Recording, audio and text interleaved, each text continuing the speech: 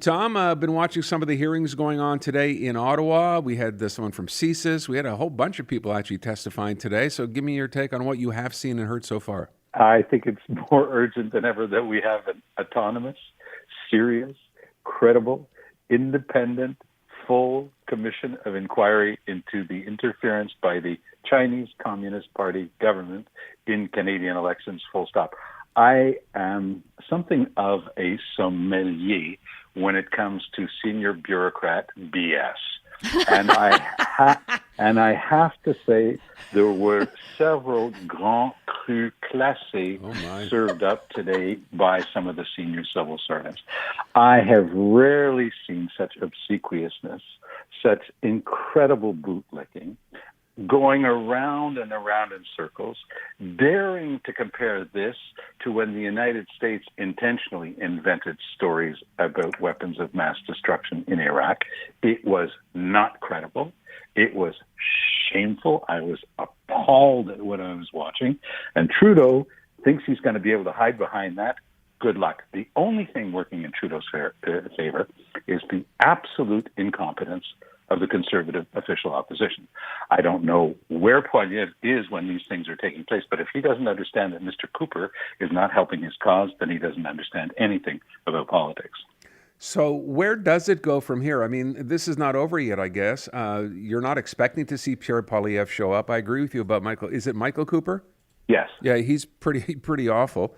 But where does it go from here? I mean, the end of all this, they're going to kind of, I guess, the way things are going now, just simply, give a rubber stamp and say nothing to see here and let's move on. But no. Yes, that's of course the game plan from the Liberals. Again, divided oppositions are the things that governments love the most. François Legault has one in Quebec City. He's got three parties evenly split. He doesn't care about anything. He's just going to continue to ride high until one of them manages to get a bit of traction and starts giving him a rendering of accounts. But with regard to Ottawa, I mean, you just have to watch the NDP.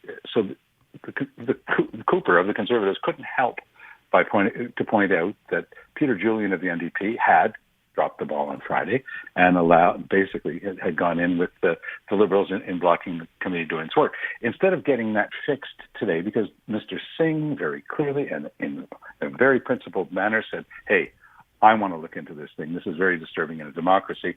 So instead of going with that and getting the block on site, they started playing procedural games. Now, the fact that the chairwoman of the committee is so. She used to be a Liberal minister in Trudeau's government. Mm-hmm. What else do I have to say about how biased she is? So she was doing everything she can, and she's very smart, I know her, and she's just, shutting things down and keeping everything under control. So for now, it's a procedural game, but the real stuff is going to start next week when the House comes back, because then there's no more ducking, and then we're going to really get to see things fly. Okay. So I'm wondering how much damage this is doing. So we know the Nanos has been following voter intentions, and they show the Conservatives now with a clear advantage, a big advantage. We were talking about this earlier, Tom. Diehard lifelong Liberals, are they mad enough? Are they fed up enough with Trudeau at this point and the Liberals to vote Poilievre? Is that an actual I have a hard time imagining a diehard Liberal lifelong voter actually voting for Poilievre. But you tell me they won't. They're not going to vote for Poilievre, okay. But they might stay home, which is half a vote anyway. Yeah. Look, I mean, this is the type of thing that happens when you get your own voters tired. What Trudeau did in 2015, he managed to get people out to vote, especially young people who had not voted. When Harper got his majority in 2011, more than 60% of young people aged 18 to 30 did not vote. Almost two-thirds of them did not vote. So I'll give you an example. Paul Dewar, my former colleague in Ottawa Centre, he actually got more votes in 2015 than he'd gotten in 2011, but he lost by 10,000 votes because there were that many more people who came out to vote because they felt mobilized, they felt energized, they felt a need to get rid of Harper, and they came out and voted, and it went to Trudeau. So the same sort of thing is not going to happen, in my view, with Poilievre. He doesn't inspire people. He gets people angry. He knows how to surf on their anger. He likes telling them and reminding them that they're angry and that everything is broken. But that's not inspiring. That's not something to vote for. He's telling you why you should vote against.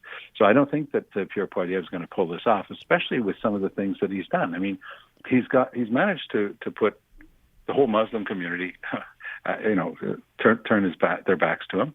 The Jewish community is very upset about several of his backbenchers meeting with this neo-Nazi and having lunch with her. And the First Nations, Inuit, and Métis people know that Poilievre has said horrible things about them. And then he went and met this famous institute, this Frontier Institute, that has said awful things about the residential school tragedy. So I think Poilievre doesn't understand that politics is always about adding and never subtracting, because Poilievre, he doesn't mind subtracting, he doesn't mind dividing, and that's not how you win elections. Okay, yeah, but other than that, Tom, other than everyone you just named, But couldn't you make that same kind of list for Trudeau?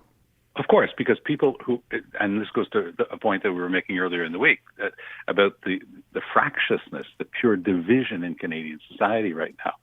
But this comes down to what you're actually going to do on voting.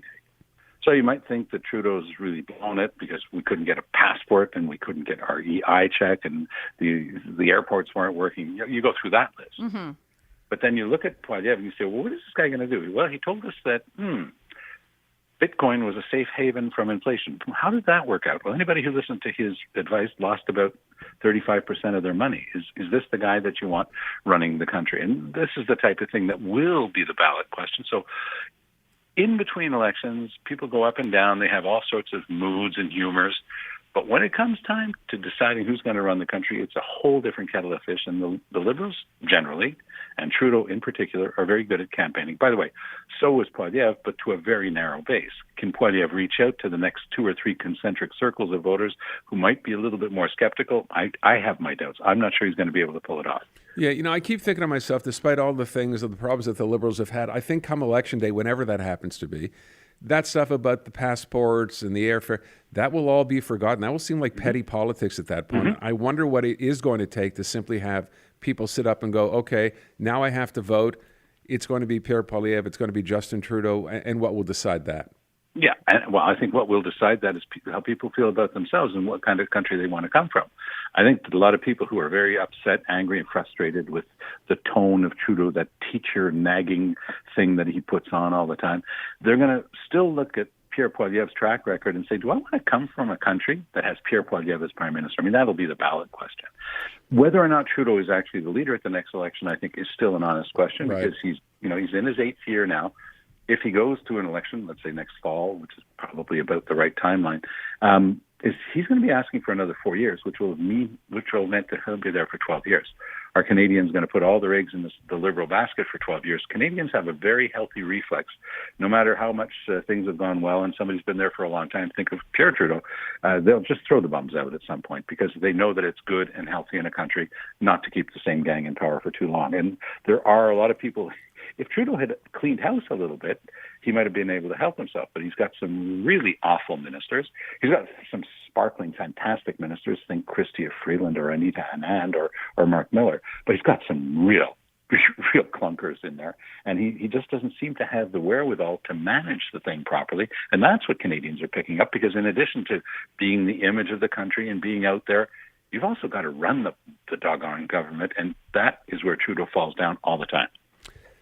No, thank you for not mentioning the name Omar Al-Gabra. I appreciate you not bringing that up, Tom. That was great. I had his picture in my head as I I'm sure you did. We saw it. We were envisioning it. Should be up on a conservative posters, wherever that should be.